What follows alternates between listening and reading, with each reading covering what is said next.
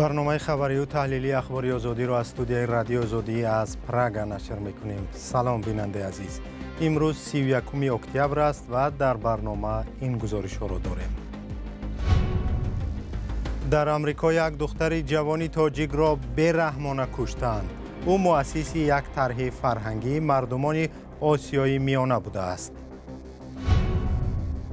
مقامات روس اعتراف کردند که در تشکیل مهاجرت غیرقانونی کارمندان پلیس روسیه نیز دست دارند. نسبت به ده‌ها افسر روس پرونده جنایی باز شده است. نرخ گاو در ولایت سوخت بالا رفته است و همین گونه نرخ گوشت در تمام تاجیکستان. سبب بالاروی قیمت‌ها چیست؟ گوشت 70 сом بود. حاضر 90 сом، 95 сом شده. لحم 120 сом. پلیس آمریکا مرگ یک زاده تاجیکستان را تحقیق می‌کند که ظاهراً دوست پسرش او را کشته است. جسد سبینه خرمدل، دختر 33 ساله نقاش ماهر و مؤسس مجله هنری رویا را روز 29 اکتبر در مهمانسرای با حشمت در نیویورک یافتند. خانواده سبینه خرمدل که سال 2009 به آمریکا کوچ بسته است، گفتند که او فرزند سیوم عائله‌شان بود. آنها از مقامات خواستند که حادثه را مشکافانه تحقیق کند. نشریه بریتانیایی ایندیپندنت خبر داده است که گمانبر در کشتار مرموز سبینه بعد حادثه به احتمال زیاد در خانه‌اش در ایالت پنسیلوانیا خودکشی کرده است. از او توماس گینونی 56 ساله نام برده شده است که با سبینه ارتباط محرمانه داشته است. ولادیمیر کالاکولتسف وزیر امور داخلی روسیه اعتراف کرد که خود افسران میلیسای روس در تشکیل مهاجرت غیرقانونی دست دارند. او روز 29 اکتبر در نشست وزارت که بیشتر به مسئله مهاجرت بخشیده شد گفت فقط امسال بیشتر از 150 کارمند و افسر میلیسا را برای این کار به جوابگری جنایی کشیدند. اگر در 9 ماه سال 2023 86 کارمند به جوابگری کشیده شده باشند، پس در 9 ماه سال 2024 تعداد آنها از حالا به 160 نفر رسیده است. مثلا در ولایت توله عملهای رهبران سطح‌های گوناگون تفتیش می شود که برای اقامت غیر قانونی بیشتر از 1500 خارجی اجازه دادند. در روسیه اکثرا خود مهاجران از جمله مهاجران کاری تاجیک را به اقامت و کار غیرقانونی گناهکار دانسته و آنها را پیوسته آزار و اذیت می‌کنند و یا از کشور می‌رانند. ولادیمیر کالاکولتسف در این نشست تعریف کرد که از سال آینده دستی کارمندان میلیسا برای اخراج مهاجران آسان‌تر می‌شود و آنها می‌توانند خودشان به اجازه دادگاه هر خارجی را که قانون را رعایت نکرد از روسیه برانند. در روسیه بیش از 1 میلیون نفر از شهروندان تاجیکستان کار و اقامت می‌کنند. و در ضمن ولادیمیر کالاکولتسف گفت که تقریبا نصف منطقه‌های روسیه بازداشتگاه‌های مناسب برای خارجیان ندارند و ممکن است جای برای نگهداری آنهایی که باید اخراج شوند نرسد. در گزارشی که همکاران ما از بخش میگرانت مدیا تهیه کردند، یک مهاجرزنی که نیم سال در بازداشتگاه موقتی سخر و نگهداری شده است، شرایط بد این مؤسسه و بدرفتاری کارمندانش را تصویر می کند. کمی مرسی عطا گزارش را پیشنهاد می کند. کت دو طبقه، تریزه های پنجره‌دار و میزی به فرش میخکوبی شده. این حجره را نازگل در مرکز سخر و در تلفن سیومش ثبت کرده است. 2 تلفن دیگرش را کارمندان مرکز گرفتند. نازگل اسرار این مکان را فاش و نظام نگهداری را در این مؤسسه به زندان مانند می کند. هر صبح ساعت 6 از خواب بیدار کرده همه را نام به نام تفتیش میکنند. ساعت 10 برای 1 ساعت هواخوری میبرارند. گرد و اطراف پنجره پیچ است. حجره ها خیلی خنک و از معیار زیاد آدم دارند. مثلا حجره ما برای 10 نفر پیش بینی شده بود، اما 15 نفر نگاه داشته میشد. خوابیدن در بالای کت فرسوده شده ای که آهنهایش هر زمان به پشت میخلیدند خیلی سخت بود. خوراکهایش را خوردن نمیشد. نازگل گفت که در برابر شرایط بد نگهداری، مناسبت تحقیرآمیز کارمندان مرکز بود و باش مهاجران را در این مؤسسه طاقت فرسا می کند. در همه سطح‌ها فسادکاری جای دارد. فرضاً اگر می‌خواهی دستاویز را که برایت آوردند پوره بگیری باید 1000 روبل دهی. мардонро бераҳмона бо калтакҳо мезананд, ба онҳо дағалона муносибат мекунанд. агар касе телефони гаронбаҳо ё пули бештар дошта бошад, аз дасташ мегиранд. шумо метавонед вобаста ба рӯяи нозир телефонатонро аз ӯ ба ривази аз 15 то 50 ҳазор рубл бихаред. нозгул мегӯяд ки дар Сахарова аз муҳоҷирон на танҳо кормандон балки миёнаравҳои онҳо низ фоида мебинанд. яке аз онҳо аз ӯ 15 ҳазор рубл гирифтааст то аз берун барояш телефон биёрад, аммо наовард. дигаре ваъда дод ки раванди ба ватан фиристодани ӯро метезонад. дар натиҷа нозгул на пул ва на билети ҳавопайморо надидааст. як кас ба ман ваъда дод ки бо 40 ҳазор рубл чипта харида зуд ба хона мефиристанд. ман бо ӯ бо телефони оддӣ суҳбат кардам ва ягон маълумоташро надоштам. дар маҷмӯъ маро бо 98 ҳазор рубл фиреб доданд. пас аз он нозгул вакили мудофеъ гирифт ва баъд аз ним соли нигаҳдорӣ дар Сахарова рӯзи 28 апрел ба зодгоҳаш ӯши Қирғизистон баргашт. Сахарова ин сезо ва ё боздоштгоҳи муваққатӣ нест. ин танҳо макони боздошти муваққатии муҳоҷирон аст ки бо қарори додгоҳ бояд аз кишвар ихроҷ шаванд. дар ин ҷо набояд низоми зиндон вуҷуд дошта бошад. қаблан низ баъзе аз муҳоҷирон аз ҷой доштани шиканҷаву таҳқир дар боздоштгоҳи муваққатии муҳоҷирон шикоят карда буданд. зимнан ин масъала ахиран дар парлумони Қирғизистон матраҳ шуд. вакилон аз дипломатҳо хостанд ки кори худро барои ҳифзи ҳуқуқи муҳоҷирон дар Русия пурзур кунанд.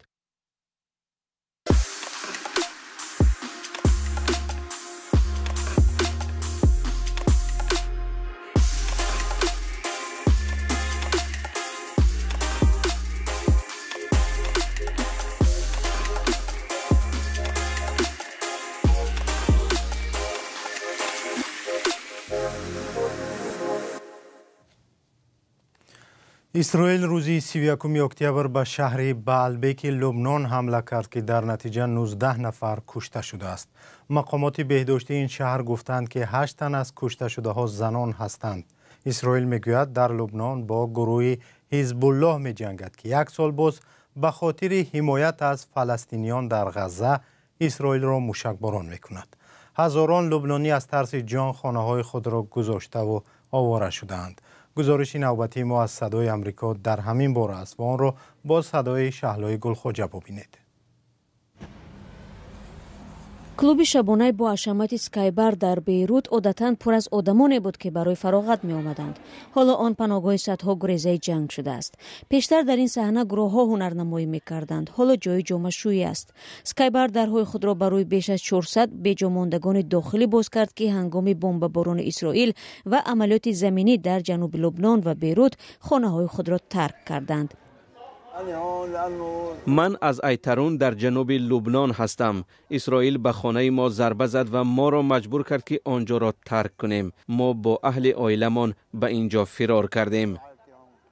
من در برج البرجنه زندگی می کردم. در اطراف خانه ما حمله های هوایی شد. ما فرار کرده به اینجا آمدیم. дар охири моҳи сентябр созмони байналмилалӣ муҳоҷират тахмин зада буд ки дар Лубнон дасти кам 346 000 нафар беҷомондагони дохилӣ ҳастанд. ҳизбуллоҳ ва Исроил аз замони ҳамлаи ҳамос дар моҳи октябри соли 2023 ба Исроил ба ҳамдигар тирандозӣ мекунанд. дар моҳи сентябри соли 2024 Исроил ҳамлаҳои низомии худро дар Лубнон бо ҳамлаҳои ҳавоӣ ба ҳадафҳои ҳизбуллоҳ афзоиш дод. Ранда Алҳаҷ Ҳасан аз вилояти Тир дар ҷануби Лубнон мегӯяд: баъзан ба деҳаи мо ҳамла мекарданд, аммо мо онҷо зиндагӣ ва корро идома медодем. аммо вақте дар ҳама ҷо беогоҳӣ ҳамлаҳои ҳавоӣ сар шуд, мо дигар мунтазир нашуда борамонро ҷамъ карда аз онҷо рафтем. дар истгоҳи марбути скайбар ки то чанд моҳи пеш инҷо мошинҳои гаронбаҳо саф меоростанд, ҳоло хаймаҳои хурду калон гузошта шудаву рӯи қолинҳо кӯдакон хобу бозӣ мекунанд. молики ин клуби шабона ки нахост номаш бурда шавад ва аз зоҳир шудан дар назди дурбин худдорӣ намуд, гуфт бо кӯмаки бархе аз созмонҳои башардӯстона ниёзҳои мардуми беҷомондаро бароварда мекунад. онҳо 3 вақт бо хӯроки гарм таъмин ҳастанд. соҳиби клуб дари инҷоро барои мо боз кард. ташаккури зиёд. ӯ одами олиҷаноб аст. با ادامه نزاع میان حزب الله و اسرائیل، بسیاری از ساکنان اینجا میگویند که از رفتن به خانه‌هایشان میترسند و مطمئن نیستند که جای زیستی برای بازگشت خواهند داشت. برمیگردیم به تاجیکستان. در تاجیکستان معمولاً پیش از آغاز زمستان ساکنان و تاجران مال و گاوی که در بهار و تابستان پرورش کردند بیشتر برای فروش به بازار میبرند. سالهای گذشته در تیرما نرخ چاروا در بازار پایین‌تر میرفت، ولی امسال خریداران چنین چیزی را مشاهده نکردند. برعکس ساکنان میگویند نرخ گوسفند و گاو بالا رفته است. همکارم فرزان محمدی از یک بازار چاروا در شمال کشور گزارش میدهد. گاو زیادی فروشی در یک از بازارهای بزرگ ولایت سوخت، اما با قیمتی بلند که پایین حرکت نمی کند. خریداران میگویند نرخ گاو بیشتر از 10% نظر به همین موسم سال گذشته بالا رفته است.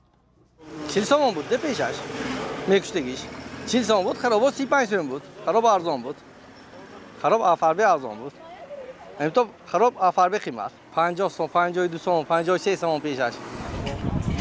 در چند ماه اخیر ارزش گوشت در بازارهای تاجیکستان هم بالا رفته است.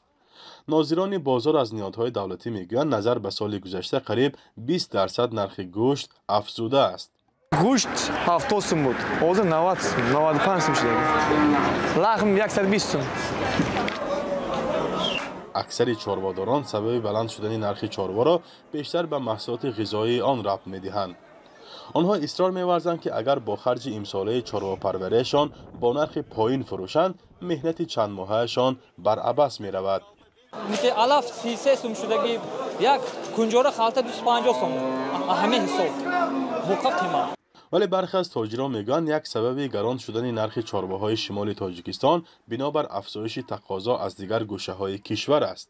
رفت از دوشان بیره فربیاش عمدگی و عودشان اوسی موقعی قیمت می نمیدونم اگه اسود مال کمتره فربی مال بسیاره برای همه اومده. مقامات میگویند برعکس طلبات مردم به گوشت زیاد شده است و این عامل باعث گرانی نرخ آن میگردد. این مسئله در نشست 6 ماهه بلاک اقتصادی ولایت سوخت نیز باعث بحث و سوالها از جانب روزنامه‌نگاران گردید و مسئولین چنین پاسخ دادند. از روی یک مشکل شرایط زندگی مردم بهتر شدند، چون که در حقیقت اما سطح کم‌ذاتی مردم را تحلیل می‌کنیم. ما نسبت سال گذشته بودجه خانواده سطح هر یک درآمد هر یک شهروند قریب تا 200 سومانی زیاد شده است. از این پیش رهبریت وزارت کشاورزی تاجیکستان هم در نشست خبری گفته بودند که کمشوی سرشمار چاروا وجود ندارد، بلکه سبب در افزایش نرخ خوراک چاروا است که از خارج کشور وارد می شود. صرف نظر از پاسخهای ضد و نقیض منصبداران تاجیک در مورد سببهای بالا رفتن ارزش گوشت، به نظر می رسد که مشکل نارسایی محصولات در کشور جدی است. چند پیشتر برنامه غذای سازمان ملل متحد از بالا رفتن ارزش گوشت در بازارهای تاجیکستان نیز خبر داد. این نهاد بین المللی در گزارشش آورده بود که نرخ گوشت گاو در چند از بازارهای کشور در مقایسه با یک ماه گذشته 13 و یک سال پیش 27% افزوده است. فرزان محمدی، رادیو آزادی، ناحیه باباجان غفورов. از 1 دکبر امسال در فرودگاه‌های مسکو به طور سنجشی گرفتن ایزی انگشت و عکس خارجی‌ها به راه مانده می شود. در این باره الکساندر گراوای معاون اولی وزیر کارهای داخلی روسیه به نشریه کمرسانت خبر داده است. به گفته او ثبت ایزی انگشت و گرفتن عکس در مرز می تواند ورود شخصانی خطرناک را برای روسیه کم کند. بنا به آمار سال گذشته از اول سال 2024 تقریباً 5000 خارجی تلاش کردند با معلومات تغییر یافته وارد روسیه شوند. منظور این مقامدار آنهایی هستند که بعد اخراج با نام و نسب دیگر شناسنامه دریافت کرده تلاش کردند بر روسیه روند. قبلا مقامات روس گفته بودند که چنین نوآوری از ورود آنهایی که نام و نسبشان را عوض کرده به روسیه میآیند پیشگیری خواهد کرد. فعلا شهروندان خارجی که وارد روسیه میشوند در دوام 1 ماه از روز ورود یا هنگام درخواست پتنت ایزی انگشت میسپرند. برنامه اخباری آزادی به پایان رسید و تا برنامه‌های دیگر خدا نگهدار.